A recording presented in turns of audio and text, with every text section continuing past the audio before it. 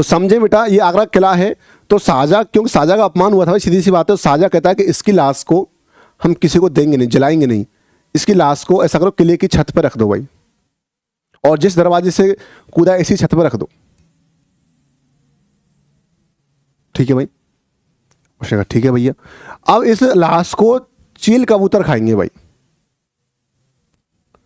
तो हुआ क्या, अब समझे बेटा। यहां भी थोड़ी सी बात आपको बता दूं कि जो इनके साथ जो 13 राजपूत सैनिक थे बेटा, वो सैनिक 36 मुगल सैनिकों को मारते हैं और खुद भी वीरगति को प्राप्त होते हैं। अब यहाँ बेटा लाश को रखवा देता है इस जगह पर। अब क्या होता है, क्योंकि रानी को सती होना है बेटा, और रानी को यदि सती होना है तो सती होने के लिए भाई सीधी साधा शव तो चाहिए भाई, बिना शव के तो कैसे सती हो रानी। अब अमर सिंह राठौड़ की पत्नी सती होना चाहती है, लेकिन उसका शव नहीं है। अब यहाँ से शव लाए कौन भाई, जो भी यहाँ से शव ले जाएगा, राजा के पास से कोई राजा के किले से शव को ला सकता है क्या? पॉसिबल ही नहीं है, पॉसिबल नहीं कि आप राजा के किले से शव को बाहर निकाल लाओ, कैसी बात कर रहे हो। तो रानी को याद आता है भाई कि हमारा एकमात्र ऐसा सैनिक है जो ये काम कर सकता है, एकमात्र योद्धा है, वो है बल्लू सिंह चंपावत। बेटा बल्लू सिंह चंपावत में और अमर सिंह जी में कुछ दिन पहले किसी बात को लड़ाई हो गई थी, किसी बात को चल रही थी दरबार में कोई बात। तो बल्लू सिंह चंपावत ने कोई अपनी राय रखी होगी, तो उन्होंने कहा था कि भाई तूने कौन से किले जीत लिए हैं, तूने कौन से गढ़ जीते हैं। इस बात से नाराज होकर बल्लू सिंह चंपावत और दरबार छोड़कर चले गए थे। अब याद आता है कि हमें लाश चाहिए, तो बल्लू सिंह चंपावत जो कि 53 साल की आयु के, बेटा कितनी है, परिपक्व एज है, 53 साल की इनकी उम्र है बेटा, समझे। तो बल्लू सिंह चंपावत से कहा जाता है कि भाई आप अमर सिंह जी का शव लेकर आएं, ऐसा रानी ने कहा है। तो बल्लू सिंह चंपावत थोड़े नाराज थे, तो थोड़ा सा वो मना करते कि नहीं भाई हम तो दुश्मन हैं, हम क्यों जाएंगे भाई उनको लेने, हमारी वैसे भी नहीं बन रही।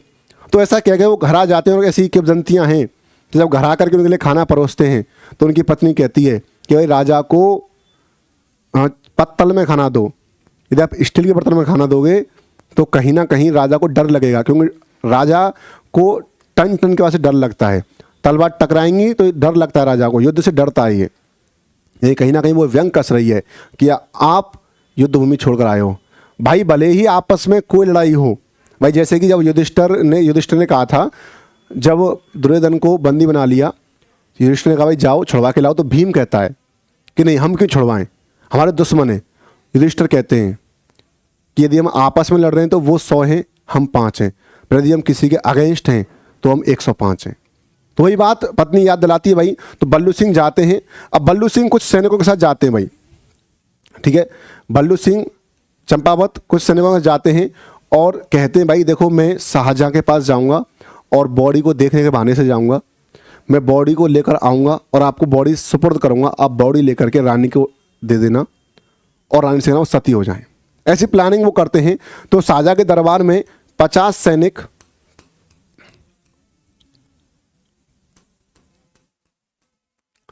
और बल्लू चंपावत बड़ा जाते हैं और कहते हैं भाई कि हमें केवल राजा को दिखा दो एक बार, हम लास्ट में देखना चाहते हैं।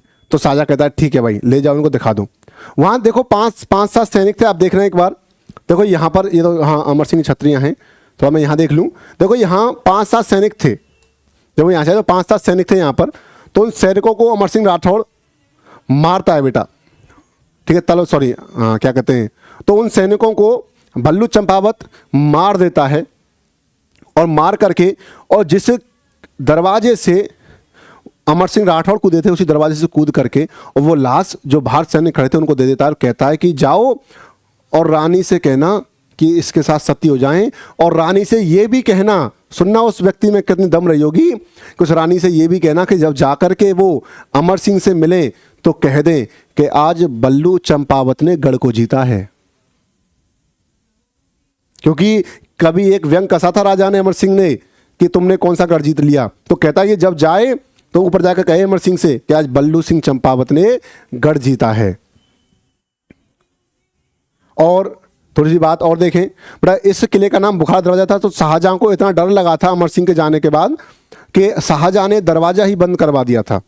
तो शाहजहाँ ने क्या है, शाहजहाँ ने दरवाज़ा ही बंद करवा दिया था, इतना डर उसको लग गया था। तो बाद में आकर इसको खुला गया और जनता ने इसका नाम अमर सिंह द्वार कर दिया। यदि आप आज जाओगे आगरा किले में तो आपको बताएंगे ये कौन सा, ये अमर सिंह द्वार है बेटा, अमर सिंह दरवाज़ा है। ठीक है, गाइड आपको घुमाएगा और कहेगा कि अमर सिंह यहीं से कूदे थे भाई। थोड़ा सा बात और कर लेते हैं। ठीक है भाई, यहाँ पर अमर सिंह की छत्रियाँ भाई नागौर में बनी हुई हैं, तो यहीं पर बेटा समझे अमर सिंह की छत्रियाँ।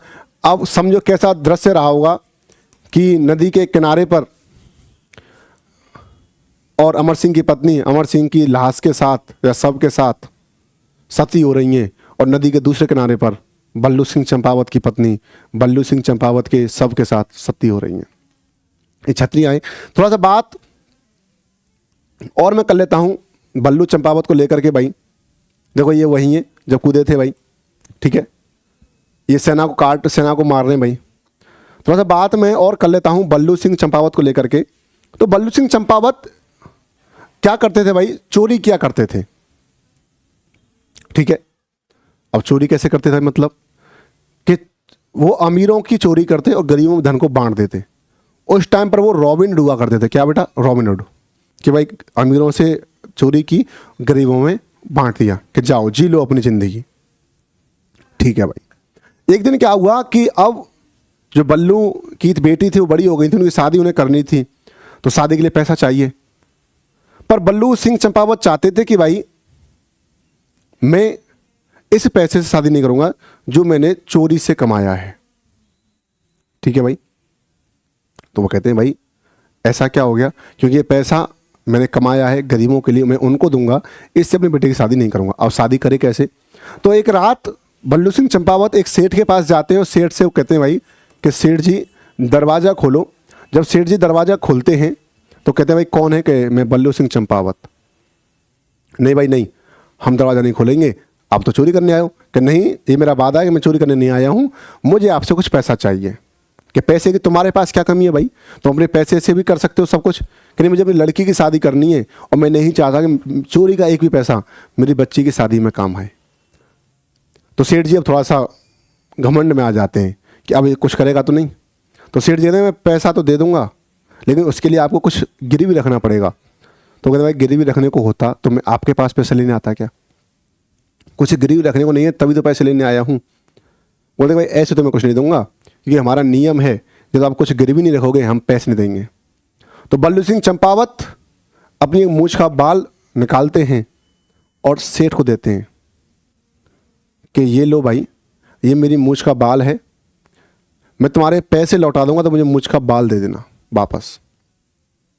तो कहते हैं कि अब सेठ क्या है, सेठ उसको एक डिब्बे में बंद करता है बाल को, और एक दीवार बना करके और उसमें चिनवा देता है, और एक बही खाते में लिख देता है कि फलानी फलानी दीवार में वहाँ पर बल्लू सिंह चंपावत का बाल रखा हुआ है, यदि वो पैसा देने आए तो उससे पैसे लेकर के वो बाल वापस कर देना। क्योंकि बल्लू सिंह चंपावत भी मर जाते हैं, पैसे वापस नहीं कर पाते हैं, और सेठ भी जाकर के मुंबई शिफ्ट हो गया था, तो सेठ भी भूल गया भाई। ठीक है, तो कई पीढ़ियों बाद जब एक बार सेठ के बच्चों को याद आया कि नागौर में हमारी वही पैतृक संपत्ति है, क्यों ना देखा जाए हमारी हवेलियों को। तो सेठ के बच्चे आते हैं अपनी हवेली देखने, तो वो बही खाते निकालते हैं, तो बही खाते में लिखा हुआ देखते हैं कि ऐसा लिखा हुआ है। वो दीवार को तोड़ते हैं और उन्हें मिलता है कि एक डिब्बी में एक मूछ का बाल रखा हुआ है।